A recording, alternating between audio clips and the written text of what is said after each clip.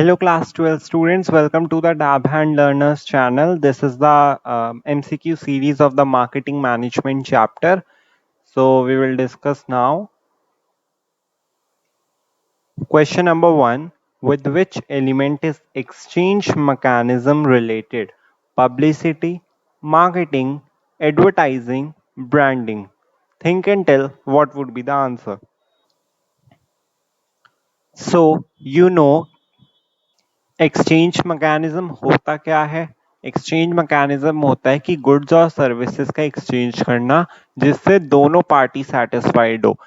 Like अगर कोई बंदा है, इंडिविजुअल है, वो हंग्री है और उसे फूड मिल सकता है, तो वो फूड लेने के लिए उसे कुछ ना कुछ अपनी एक चीज देनी पड़ेगी, जो बंदा जो दूसरा इंडिविजुअल है उसे फूड देगा तब। जैसे कि बायर और सेलर, आपको ही पता है, बायर और सेलर। तो सेलर अपना प्रोडक्ट कब सेल करता है? जब बायर उसे मनी या कोई अदर प्रोडक्ट देता है, या अदर प्रोडक्ट जो सेलर चाहता है। क्या पता सेलर की डिमांड हो कि तुम खाना मुझसे ले जाओ, पर अदर प्रोडक्ट मतलब मेरे को कपड़े चाहिए उसी रेट के, बार्टर सिस्टम आपने पढ़ा होगा। ओके, तो बायर और सेलर में ऐसा म्यूचुअल म्यूचुअल फुलफिलमेंट होनी चाहिए वांट्स की, ताकि दोनों सेटिस्फाइड रहे। तो एक्सचेंज मैकेनिज्म पब्लिसिटी से रिलेटेड है, मार्केटिंग, एडवर्टाइजिंग और branding. So the answer is B, marketing. Because हमने ये भी पढ़ा था कि क्या कहते हैं, exchange exchange essence is the essence of marketing. क्योंकि मार्केटिंग तभी हो सकती है जब एक्सचेंज मैकेनिज्म हो। बिना एक्सचेंज मैकेनिज्म का मार्केटिंग का कोई रोल नहीं है। जैसे हम कहते थे coordination is the essence of management, ऐसे ही जो एक्सचेंज है वो एसेंस है मार्केटिंग का। एक्सचेंज है तभी मार्केटिंग हो रही है। Second question, which one of the following is a marketing management philosophy? Societal marketing concept, distribution concept, direct marketing concept, channel concept. So think and tell what would be the answer.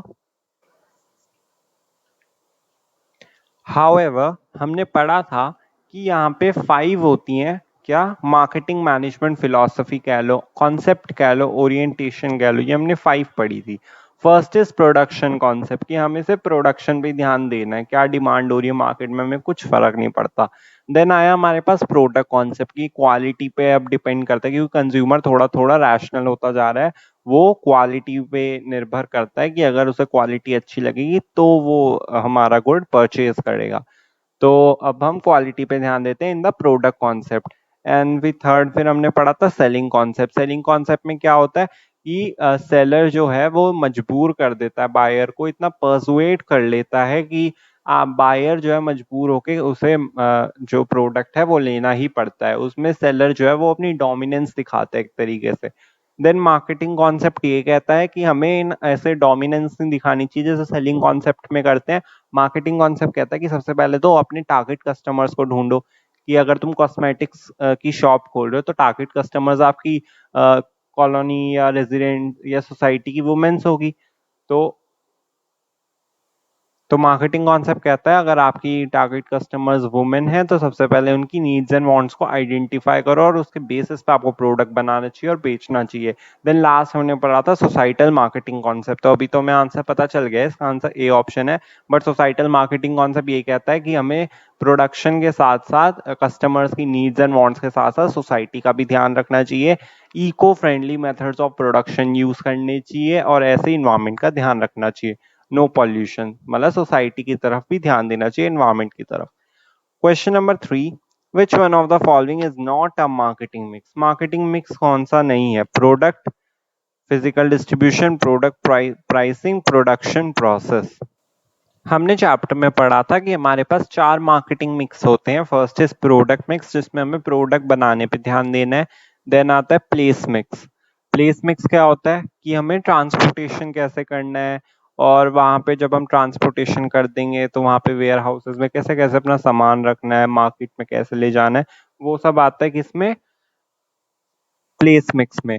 Then हमारा बचा price mix. Price mix में हम product के price को determine करते हैं, और product mix जिसमें हम प्रोडक्ट को बनाते हैं ये हो चुका है। प्रमोशन मिक्स, प्रमोशन मिक्स होता है जिसमें हम अपनी मार्केटिंग करते हैं, एक तरीके से एडवर्टीजमेंट करते हैं, लोगों को परसुएड करते हैं कि हमारे प्रोडक्ट के बारे में इंफॉर्मेशन देते हैं।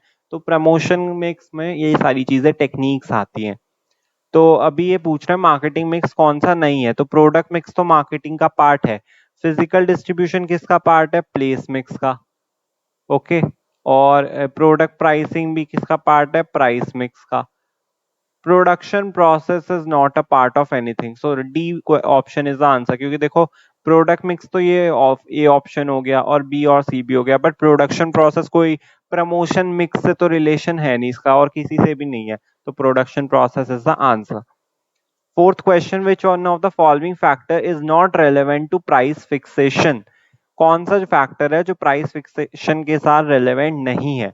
Obtaining market leadership, age of an organization, value for money, product differentiation. Think and tell, very important question. So in this question हमने सारे फैक्टर्स कहीं ना कहीं पढ़ रखे हैं, या ये तीनों factors obtaining market leadership, value for money, product differentiation, ये तीनों फैक्टर्स जो है वो कहीं ना कहीं इंक्लूड हो चुके हैं, हमने सारे पॉइंट्स को कवर कर रखा है। लेकिन जो ये पॉइंट है age of an organization, I don't think so इससे कुछ फर्क पड़ता है, क्योंकि ऑर्गेनाइजेशन की एज से उसके प्राइस पे क्या फर्क पड़ेगा? ऐसे थोड़ी होता है कि ऑर्गेनाइजेशन पुरानी है तो वो ज्यादा महंगा प्राइस लेगी और जो नई खुली है वो कम प्राइस लेगी। वो शुरू में टेक्निक्स हम कह सकते हैं, लेकिन प्राइस फिक्सेशन के लिए ये कोई ऐसा फैक्टर नहीं है। तो इसका आंसर बी ऑप्शन है। Question number 5, for heavy equipment which of the following channels is more relevant? The answer is zero level, but I think this question is deleted in the syllabus for this year. So we will move on next. Which one of the following promotion tools has mass reach? कौन से promotion tools के पास ज्यादा reach होती है कि ज्यादा लोगों तक information जा सके? Advertising, personal selling, sales promotion, public relation। जिसने डिफरेंस अच्छे से किया होगा ना उसे पक्का पता चल गया होगा कि इसका आंसर क्या है। तो थिंक एंड टेल, जल्दी बताओ इसका answer. So the answer is advertising. Because अगर आप एडवर्टाइजिंग करते हो टेलीविजन में, न्यूज़पेपर में, रेडियो में, मैगजीन्स में, तो it will reach the masses. क्योंकि देखो एडवर्टीजमेंट जो आता है वो लोग सब देखते हैं, एक साथ ही सारे लोगों में इंफॉर्मेशन पहुंच जाती है।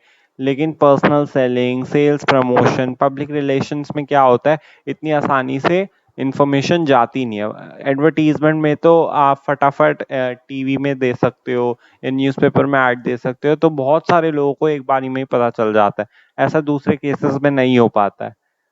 उसमें भी एडवर्टाइजिंग में भी बहुत वो आता है कि आपका ऐड हम प्राइम टाइम में लॉन्च करें। ये जब सब देख रहे होते हैं टेलीविजन, लाइक जनरली रात के टाइम में जब फैमिली टाइम होता है तो सब टीवी देख रहे होते हैं, तो प्राइम टाइम पे आपके एडवर्टीजमेंट को लॉन्च करें या नॉर्मल टाइम पे, तो ऐसे ही बहुत सारे टाइम्स भी होते हैं, तो इसके हिसाब से एडवर्टाइजिंग होती है और it will help to promote our product. Mail order selling is a dash channel of distribution. Answer is direct, but I think this is out of syllabus, so we will move on. Dash is the deliberate action of an organization for promoting goodwill between itself and the society. Marketing mix, advertising, public relation, and selling. So here the answer is C option, public relation. Students हमेशा याद रखना, जब भी आपकी company की image हो, goodwill हो या रेप्यूटेशन हो, वो अगर इन तीनों चीजों की बात की गई है ना, तो हमेशा इसका आंसर पब्लिक रिलेशंस ही होता है। एक तरीके से आप इन्हें मेन वर्ड कह सकते हो, कीवर्ड्स कह सकते हो, जो आपको केस स्टडी में आइडेंटिफाई करने में हेल्प मिलेगी। Question number 9, dash ensures that product reach the ultimate customers from the manufacturer. Selling, marketing, physical distribution, sales promotion. So the answer is physical distribution, क्योंकि हमें पता है physical distribution ही किस में डील करता है? ट्रांसपोर्टेशन में, वेयर हाउसिंग में, इन सब में फिजिकल डिस्ट्रीब्यूशन ही डील करता है। तो हमारे जो प्रोडक्ट है वो कस्टमर तक पहुंच रहे हैं, जो मैन्युफैक्चरर से कस्टमर तक हमारे प्रोडक्ट पहुंच रहे हैं, वो उसका ध्यान कौन रखता है? Physical distribution. Last question of today's lecture, dash involves designing, and producing container or wrapper of a product. Marketing, selling, advertising और packaging. Simply बात है कि रैपर की बात की है, कंटेनर की बात की है, डिजाइनिंग की बात की है, तो मार्केटिंग नहीं हो सकता, क्योंकि क्योंकि यहाँ पे किसी ये प्रोसेस की बात कर रहा है। मार्केटिंग तो इंटायर प्रोसेस है, मार्केटिंग के अंदर स्पेसिफिक ये नहीं होता ना, सेलिंग के अंदर ये होता है, एडवर्टाइजिंग के लिए भी नहीं होता है। सो the answer is D, packaging. Packaging में ही हम कंटेनर प्रोड्यूस करते हैं, रैपर प्रोड्यूस करते हैं, ताकि हम उस प्रोडक्ट को अंदर रख सकें, in which the product can be put up. Okay, so the answer is D. Hope आपको ये लेक्चर पसंद आया होगा, इसके मैं अगला पार्ट भी जरूर लाऊंगा। So तब तक के लिए, if you like my lecture, please like, comment, share, subscribe my channel, hit the bell icon so you will get notified every time, and follow my Instagram link to get notified. Thank you so much. Have a nice day. Bye bye.